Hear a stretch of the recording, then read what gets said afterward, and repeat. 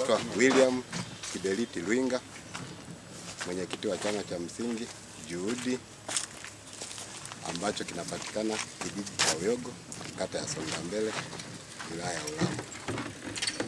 Chama hiki cha msingi Juhudi kimeanzishwa mwaka 1987 na mpaka sasa kina jumla ya wanachama 580. Kiuzalishaji kwa huu msimu na uzalishaji wa kilo 770.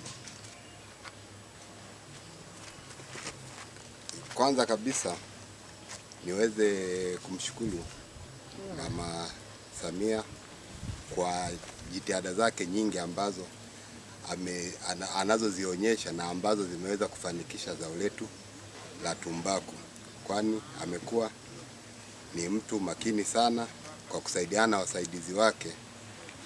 Tumekuwa pembejeo tunazipata kwa wakati ambazo zinatusaidia sisi kama wakulima wa chama cha msingi Juhudi kulima kwa wakati na kuweza kumaliza kwa wakati na kuingiza mazao kwa wakati, ambayo mwisho wa siku tunakuja kufanikiwa kwenye upatikanaji wa fedha.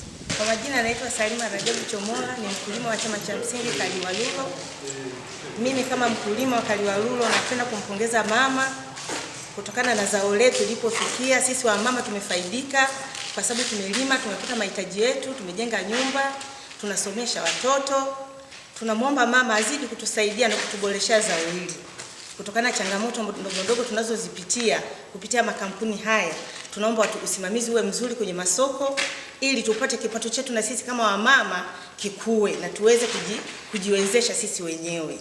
Asante. Mimi ni mkulima wa Itonjanda, mkulima wa tumbaku Itonjanda. Kwa jina naitwa Habibu Fungameza. Nafikiri mavuno ya mwaka huu ya tumbaku ni mazuri. Mwaka huu hapa saizi nilipo nina mchumo wa 6. Bado natarajia kuchuma tena, michumo bado inaendelea. Mavuno ya mwaka huu yako vizuri sana. Na nashukuru chama kunipatia msaada. Huo ni msaada wa pembejeo. Na nimepewa kwa wakati serikali imetoa msaada. Nimepata pembejeo kwa wakati na tumbaku yangu nimeiwekea mbolea kwa wakati. Kwa kweli tumbaku niliyokuwa nayo ni tumbaku nzuri sana na ina ubora. Nafikiri sijawahi kulima tumbaku kama hii. Imeboreka vizuri zaidi na nina uhakika mwaka huu